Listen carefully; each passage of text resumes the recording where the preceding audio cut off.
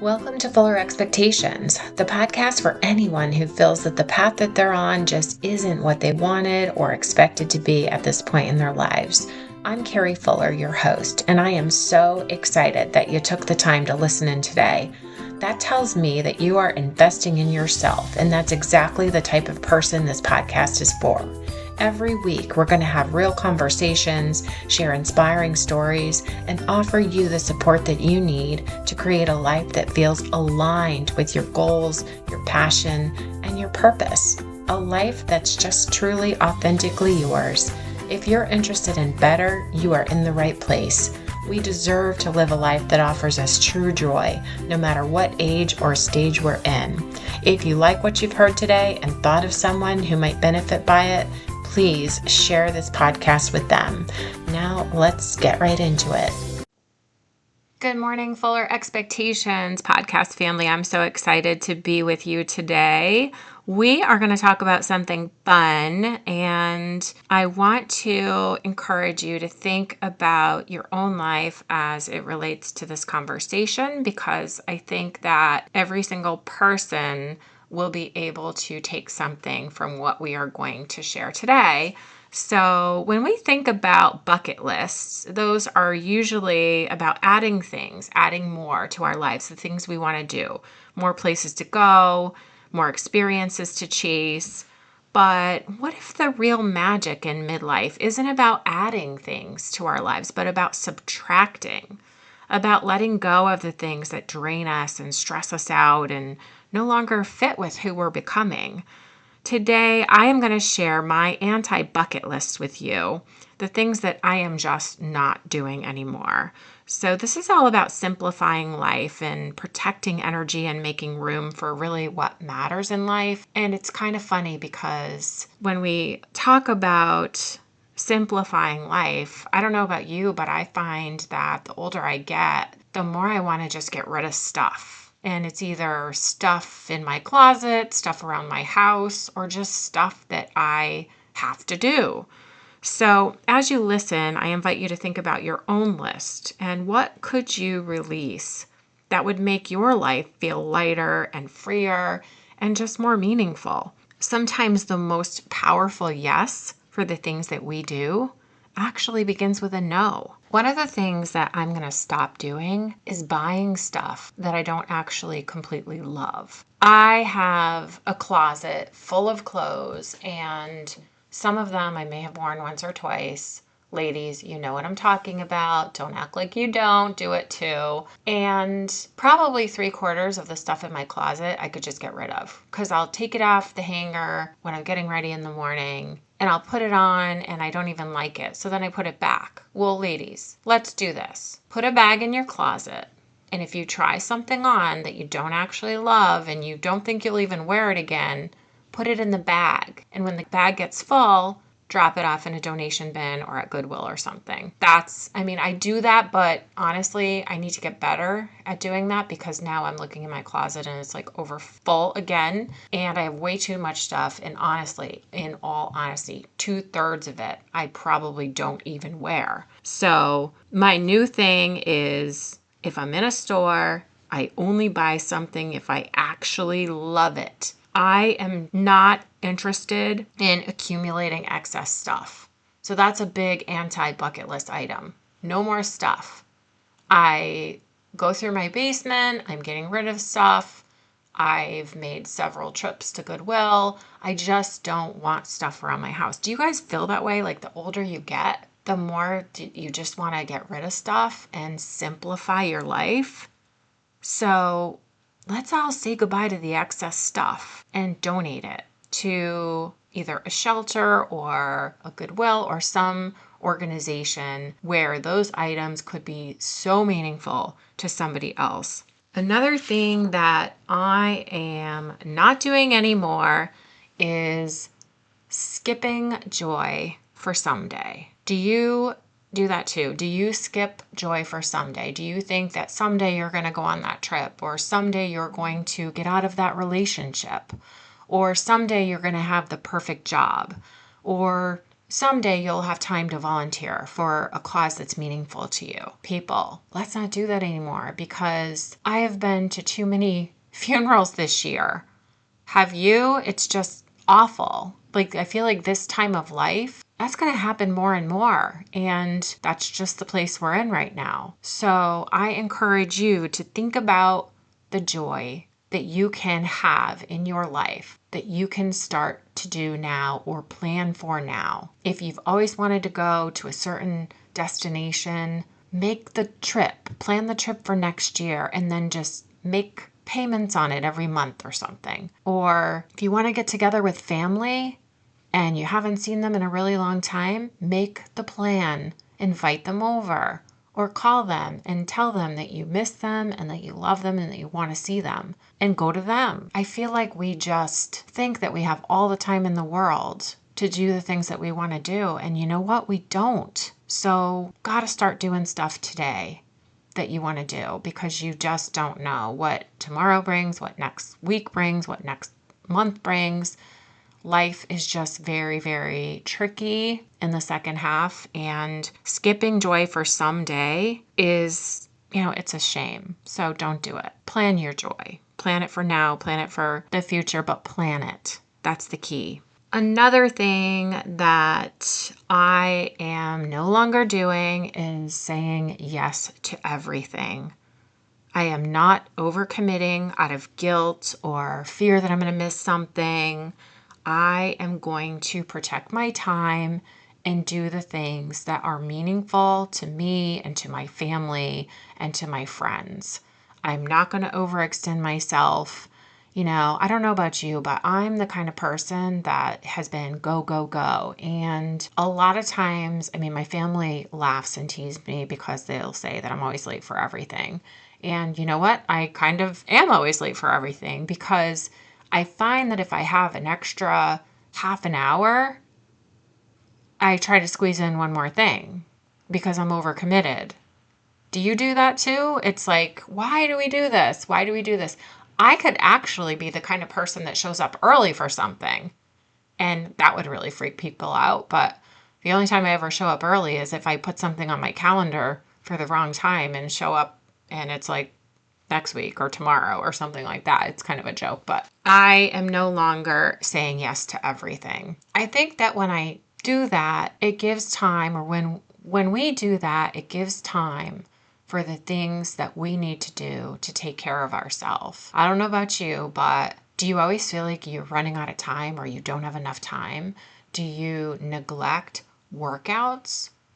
Do you neglect sitting down and making the phone calls that you need to make for doctor's appointments and for, vet appointments and for things like that? Well, maybe you're overextending yourself or procrastinating. That's a whole nother podcast. But think about that, and think about the things that you should stop committing to that will release stress from your life and offer more flexibility in your schedule for you to be able to fit in the things that are meaningful to you and that are beneficial to your own health and sanity, quite honestly. Another thing that I am no longer doing, and I encourage you all to do this too, this is going to be a hot topic, I know. I am no longer comparing myself to what others say and do on social media. Hello? Can you relate to? I know if you say you can't relate to me, you are totally lying, because we all do it. I think the reason we have Instagram and Facebook and TikTok and all these other social media apps is that we are constantly looking at what everybody else is doing. And really, at the end of the day, how does that make you feel? I love Facebook for keeping connected with, I have friends like all over the country because I've moved so much in my life, and and family. I love being able to see what my family and friends are doing on social media and watching their kids grow up and being a part of their lives. But what percentage of social media, you guys, what percentage is actually that? Really, when you think about it. First of all, the ads, that's a whole other, no, we're not going to go down that rabbit hole. But think about social media and the way that you compare yourself and the ads that you see and the things that you think that you want because of what you see.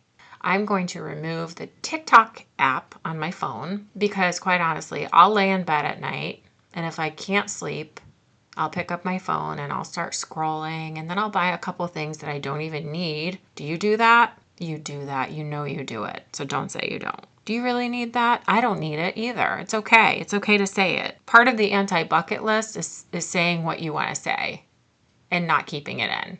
I'm no longer keeping things in. I'm saying them. I'm saying to you right now. So less scrolling, or if you have to have the app on your phone, unfollow negativity. Don't follow the posts that are driving you crazy. Why do you get bothered by that? Just remove it.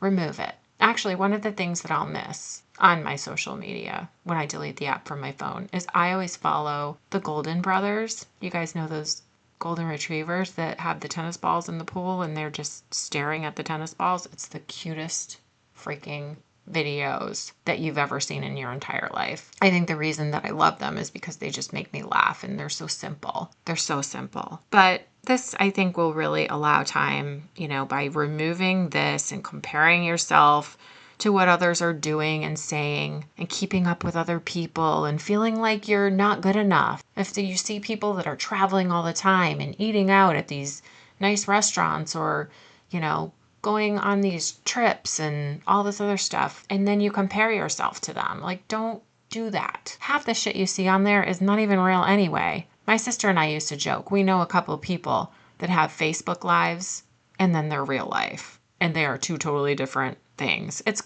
kind of comical. So don't be that person. Actually, don't even be that person that puts your shit out there for other people that makes them feel bad about themselves. Let's all post, positive stuff. Anyway, social media is a whole rabbit hole, and I'm going to stop going down that rabbit hole right now. Another thing that I am getting rid of is relationships that do not serve me. Friendships that end up stressing you out. Do you have that person that calls you and they're constantly complaining about everything? We all complain about things. You know what I'm talking about. There's a difference between a really good friend that needs to vent and somebody that never has anything going on in their life that's positive and just adds frustration. They constantly need people to complain to about every little thing. There's a difference between venting to your friends and then being that person that just weighs everyone else down. Those friends are not really friends. Family dynamics that used to really piss me off, I'm getting rid of that. It's kind of like, the Mel Robbins podcast and book and all of that stuff about letting things go. The let them theory, I've adopted that. And it actually works. So if people do stuff that bothers you, let them do it. You can't control other people, and I'm learning. And it's not that I want to control other people, but that's a hard one. I'm letting people do and be who they are.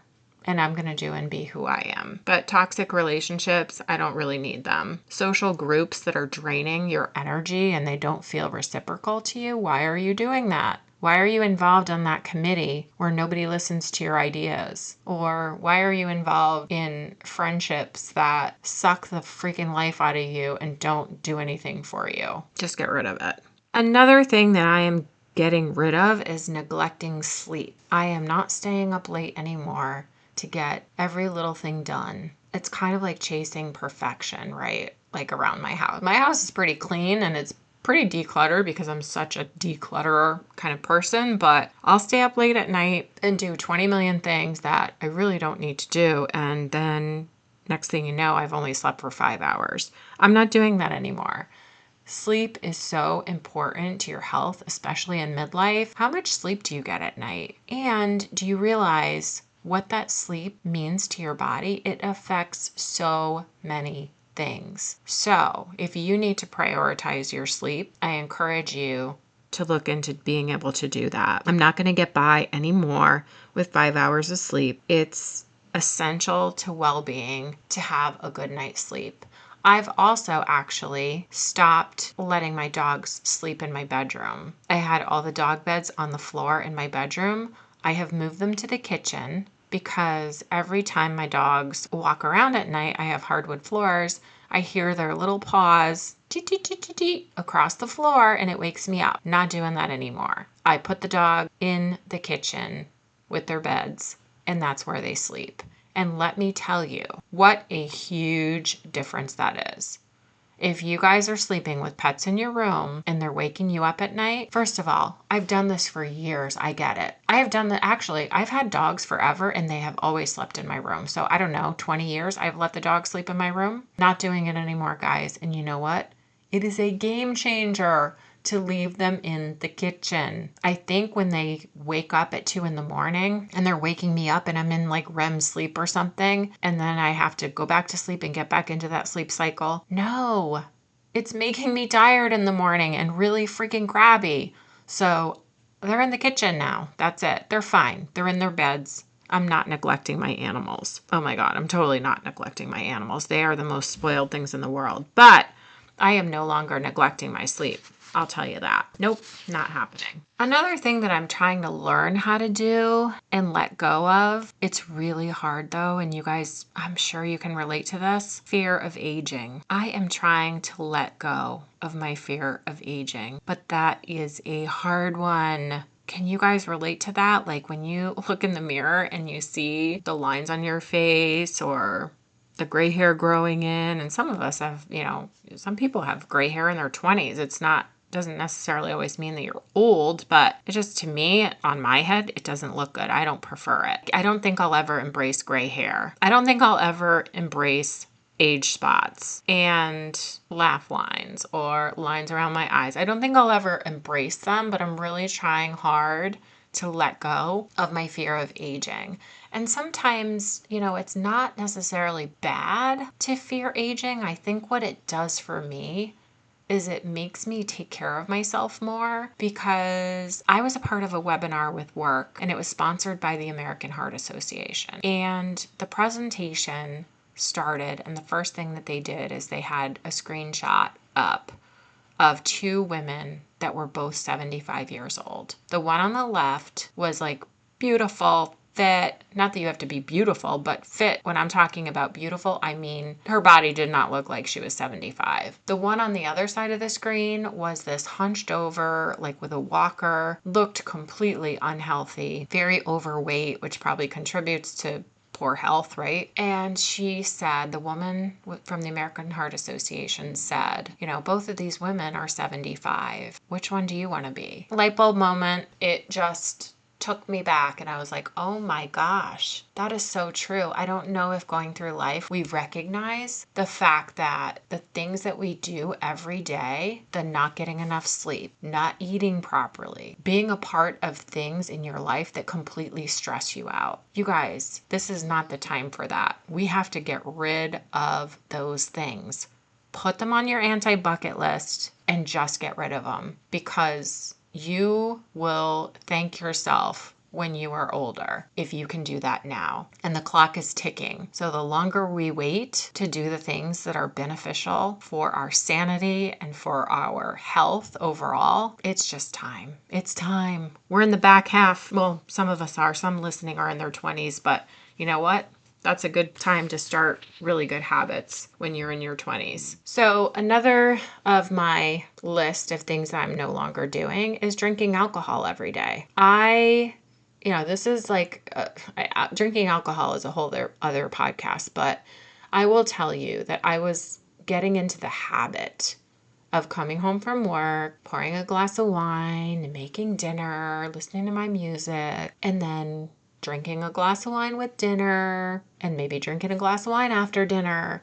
And I was just drinking too much, but I didn't even realize it because you don't really think about it. Like I wasn't crashed or anything like that. I didn't feel it, and I didn't feel it the next day, but I know it's too much. The doctors say that you should drink 7 to 10 alcoholic beverages in a week and not more than that. Well, if you add up what I'm drinking when I'm making dinner at night and things like that, nope, that doesn't add up to the math that the doctor is recommending. So, and the calories are like, now that I'm 56, that's not doing my body any favors.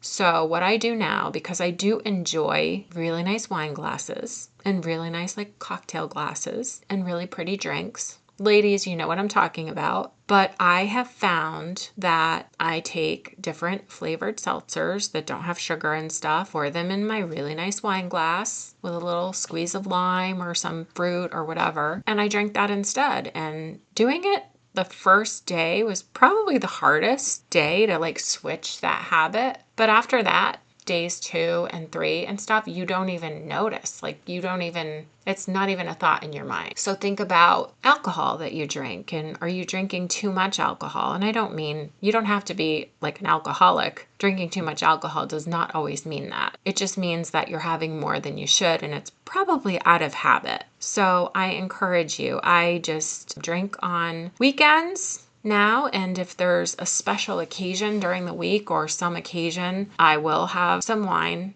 during that special occasion. But as a rule, I don't drink that anymore. Actually, they make really good in the non-alcoholic section of the grocery store. It's next to the flavored seltzers and the Bloody Mary mix and all that kind of stuff. There are some really good skinny can sparkling beverages that actually fit in your brewmate or your Yeti for the skinny cans. And they are so good. And I'm trying to think of the name of them, and I'll put it in the comments because I can't think of it right now, but I'll go look. I've tried several of those, and most of them I don't like, but this brand I do. It's super good. And my friends and family that were over this past weekend and tried it, loved it too. So I will put that in the notes. But think about alcohol and think about whether or not you need to cut back on alcohol. And if you're a lady out there who likes a really nice glass, it's all about the glass, and you can just put something non-alcoholic in it. It's such a great thing. Like, I feel so good being able to say that I have done that. So, ladies and gentlemen, I encourage you to think about the things in your life and what you chase and what you commit to and what you can let go of. We spend so much of our lives chasing what's next, dreams and goals and achievements, but sometimes the real freedom comes from letting go. So my anti-bucket list isn't about missing out. It's about making space. Space for joy, space for peace, and space for the things that truly light me up in this season of my life. And I hope the same for you. Maybe as you listen today, something came to your mind, a habit or an expectation, or even a relationship that no longer serves who you are. I encourage you to sit down and start with that and make your own anti-bucket list. Not a list of what you won't do, but as a declaration of what you're choosing instead. Because when we release the things that weigh us down, we make room for what helps us rise. I hope you all have a really great day and week and month, and if this was beneficial to you, I hope that you thought of somebody that might need to hear the message, and feel free to share it with them. And I encourage you to follow my podcast, because if you follow it, it will put me in your library and you won't have to search for episodes every week. So follow, please, and share. And thank you so much. Thanks for listening today. If this episode sparked something in you, please share it with a friend, leave a comment or a review, and reach out and let me know what resonated. Remember, no matter what age or stage of life you're in, you can pivot. And always remember, the second half of life is not a winding down. It's a waking up. Please follow or subscribe. We'd love to have you as part of our podcast family. Let's keep showing up and being the best version of ourselves. Until next time, take care.